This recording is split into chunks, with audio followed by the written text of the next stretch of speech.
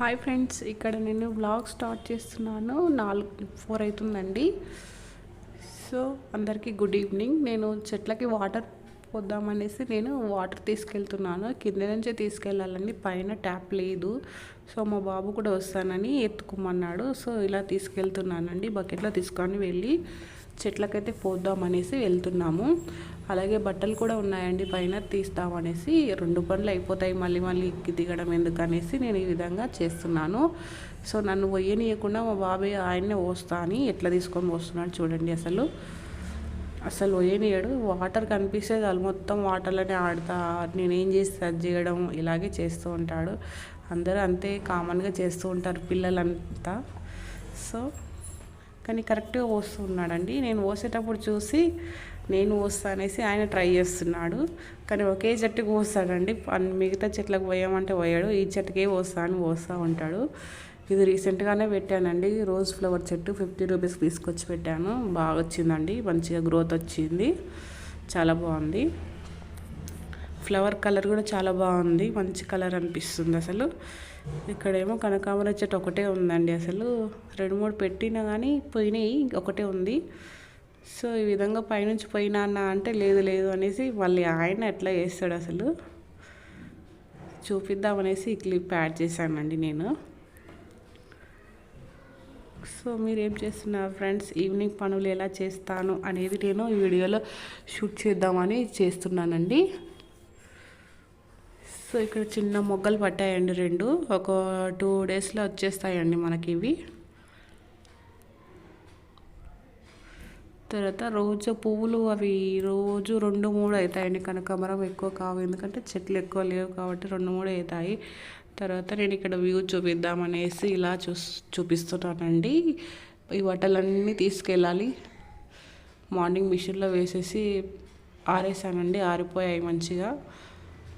So సాయంత్రం అవుతుంది కదండి, ఎంత బాగా అనిపిస్తుంది అసలు వ్యూ అనేది.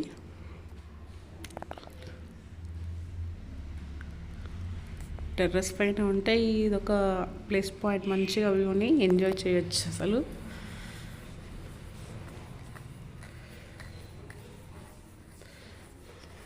ఇన్ని బట్టలు అయిపోయాయండి అసలు. మళ్ళీ కిందకి వెళ్ళిపోయి మడత పెట్టేసి మళ్ళీ సర్దేసేయాలి. బట్టలు ఉతికిన రోజు డబుల్ పని, ఆరబెట్టాలి, మళ్ళీ తీసుకురావాలి, మళ్ళీ మడత పెట్టాలి, మళ్ళీ ఎక్కడొక్కడ సర్దేసుకోవాలి. ఆయన పనిలో ఆయన వాటర్ చెట్లకి ఇంకా పోస్తున్నాడు. కొన్ని పట్టుకొని పోస్తూ ఉంటాడు. అయిపోయే వరకు వాటిని ఎంజాయ్ చేస్తూ ఉంటాడు అసలు. సో అవి తీసుకొచ్చి అక్కడ కుర్చీలో పెట్టేశానండి. తర్వాత నేను ఇల్లు అంతా ఊడ్చేస్తున్నాను. ఇక్కడ బాబు బొమ్మలన్నీ తీసి అటు ఇటు వేసేస్తాడండి. అన్నీ మళ్ళీ సర్దేసి మళ్ళీ ఊడిస్తే మళ్ళీ అలాగే పెట్టేస్తాడు. ఎక్కడ ఇల్లు మొత్తం వేసేస్తాడు. ఇది ఆయన నోట్బుక్ కావాలంట. మమ్మీ బుక్ పెన్ అంటాడు. ఏవో పిచ్చి గీతలు వేయమంటాడు, మనల్ని ఏమంటాడు అసలు. సో ఈ విధంగా 2 టైమ్స్, మార్నింగ్ ఒకసారి, ఈవినింగ్ ఒకసారి ఊడవడం బాగా అలవాటు అయిపోయిందండి నాకు. అసలు చెత్త లేకున్నా కానీ అలా ఊడ్చేస్తూ ఉంటాను, అదో సాటిస్ఫాక్షన్.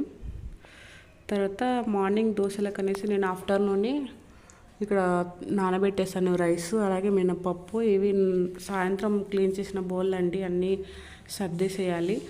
నైట్కి నేను అన్నం ప్రిపేర్ చేసి పెట్టానండి, తొందరగానే చేశాను ఎందుకంటే బాబుకి తినిపించాలని. ఇది మార్నింగ్ చేసిన పప్పుచారు, అలాగే టమాటా పచ్చడి అండి. ఇది 2 టమాటా పచ్చడి, పప్పు చేశాను మార్నింగ్. అవి కొద్దిగా ఉన్నాయి, మళ్ళీ ఏదైనా కర్రీ చేయాలండి. సో ఇవన్నీ సర్దేసుకుందాము ఈ లోపు అనేసి సర్దుతూ ఉంటానండి.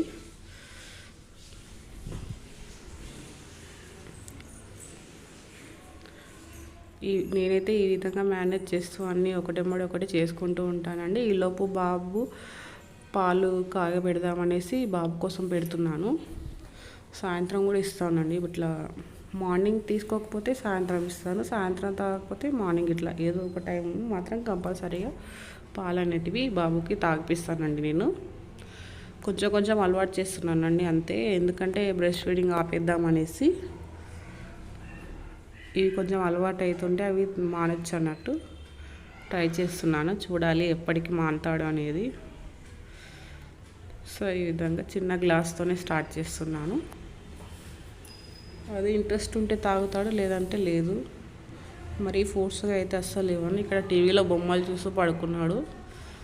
అలసిపోయాడు. పైన వాటర్ చెట్లకి పోసి పోసి అయినా అటు ఇటు తిరిగి కాళ్ళు లాగుతూ ఉన్నాయంట, మమ్మీ కాళ్ళు అని అంటాడు.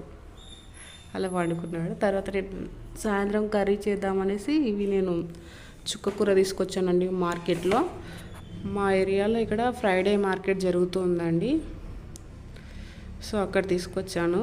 1 వీక్ సరిపడా వెజిటేబుల్స్ తీసుకొస్తూ ఉంటానండి. మళ్ళీ మళ్ళీ ఎవరు పోతారు, బాబు ఉంటారు కదా, వీలవ్వదు అనేసి.